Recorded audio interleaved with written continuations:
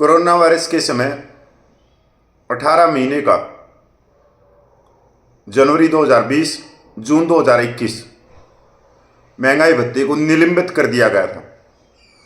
तो उसके ऊपर एक बड़ी खबर आई है 18 महीने के डीए पर, और ये एक अंग्रेजी के बहुत बड़े अखबार में आई है, द इकोनॉमिक टाइम्स।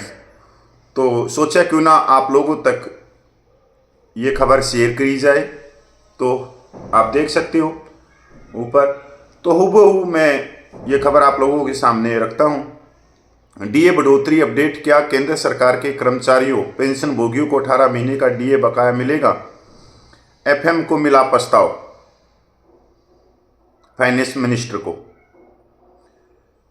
क्या केंद्र सरकार के कर्मचारियों और पेंशन भोगियों को कोविड-19 महामारी के दौरान 18 महीने के लिए निलंबित महंगाई भत्ते डीए और महंगाई राहत डीआर का बकाया मिलेगा? वित्त मंत्री निर्मला सीतारमण को संबोधित एक पत्र में भारतीय प्रतिरक्षा मजदूर संघ के महासचिव मुकेश सिंह ने केंद्र सरकार से पहले निलंबित किए गए 18 महीने के डीए बकाया को जारी करने का आग्रह किया है। कोविड-19 महामारी के मद्देनजर केंद्र सरकार ने जनवरी 2020 से जून 2021 तक 18 महीने के लिए डीए और डीआर का भुगतान रोक दिया। इससे पहले लोकसभा में एक प्रश्न के लिखित उत्तर में राज्य मंत्री पंकज चौधरी ने वित्त मंत्रालय ने कहा कि डीए डीआर का बकाया जो ज्यादातर 2020-21 को चुनौतीपूर्ण वित्त वर्ष से संबंधित है, 2020 में महामारी के नकारात्मक वित्तीय प्रभाव और लागू किए गए कल्याणकारी उपायों के वित्त पोषण के कारण संभव नहीं माना जाता है। सरकार द्वारा वित्त वर्ष 2020-21 से परे राजकोषीय स्पिल ओवर होने पर सिंह ने अपने पत्र में कोविड-19 महामारी से उत्पन्न चुनौतियों और परिणाम आर्थिक व्यवधानों को पूरी तरह से समझाता हूं, जिसके कारण वित्तीय वर्ष 2020 के लिए महंगाई भत्ते डीआर और महंगाई राहत डीआर की 3 किस्तें रोक दी गई। हालांकि जैसे जैसे हमारा देश धीरे धीरे महामारी के प्रभाव से उबर रहा है, हमारे देश की वित्तीय स्थिति में सुधार देखना सुखद है। वह आगे कहते हैं, मैं महामारी के चुनौतीपूर्ण समय के दौरान सभी सरकारी कर्मचारियों और सेवानिवृत्त कर्मियों द्वारा दिए गए महत्वपूर्ण योगदान को उजागर करना चाहूँगा। उनका अटूट समर्पण और कड़ी मेहनत आवश्यक वस्तु सेवाओं के सुचारू कामकाज को सुनिश्चित करने और देश की लड़ाई का समर्थन करने में सहायक थी। कोविड-19 के खिलाफ वित्तीय परिदृश्य में सुधार और सरकारी कर्मचारियों द्वारा निभाई गई महत्वपूर्ण भूमिका को ध्यान में रखते हुए मैं आपको सम्मानित कार्यालय में आगामी बजट सत्र में महंगाई भत्ते की जब्त की गई 3 किस्तों की जारी करने के निर्णय की समीक्षा करने का अनुरोध करता हूं। संचित राशि जो अतीत की वित्तीय बाधाओं के कारण अस्थायी रूप से रोक दिया गया था, अब योग्य लाभार्थियों को वितरित किया जा सकता है।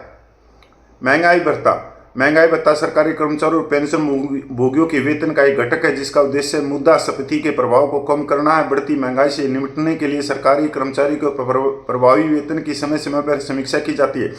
केंद्र सरकार हर साल 2 बार जनवरी जुलाई में डीए में संशोधन करती है। यह ध्यान दिया जाना चाहिए कि महंगाई कर्मचारी दर कर्मचारी के आधार पर भिन्न होता है कि वे शहरी क्षेत्र, अर्ध शहरी क्षेत्र या ग्रामीण क्षेत्र में काम करते हैं। केंद्र सरकार के कर्मचारियों पेंशन भोगियों के लिए नवीनतम डीए और डीआर, केंद्र सरकार के कर्मचारियों के लिए डीए और केंद्र सरकार के पेंशन भोगियों के लिए डीआर 42% से बढ़कर 46% कर दिया गया। संशोधित दर 1 जुलाई 2023 से लागू होगी। इस कदम से लगभग 48.67 लाख केंद्र सरकार के कर्मचारियों और 67.95 लाख केंद्र सरकार के पेंशन भोगियों को लाभ होगा।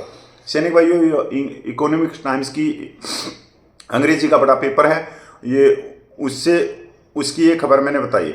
सैनिक भाई, दूसरी सूचना ये है कि 4 फरवरी को आरएसपुरा जम्मू में बहुत बड़ी पूर्व सैनिकों की रैली होने वाली है, और जो सैनिकों की जायज मांगे जिनके ऊपर धरना प्रदर्शन पिछले 1 साल से चल रहा है, ये उसी कड़ी में ये रैली का आयोजन किया जा रहा है, जिससे सरकार जो अभी तक हमारी 35 लाख पूर्व सैनिकों की जो जायज मांगों को अनसुना कर रही है, तो उसमें ये रैली मील का पत्थर साबित होगी। तो जहां आरएसपुरा जो जम्मू कश्मीर के रहने वाले पूर्व सैनिक हैं, हिमाचल के हैं और लगते पंजाब के पूर्व सैनिक हैं, सबका सैनिक हैं, वो ज़्यादा से ज़्यादा संख्या में बढ़ चढ़कर इसमें हिस्सा लें और एक साफ संदेश केंद्र सरकार को देने की कोशिश करें।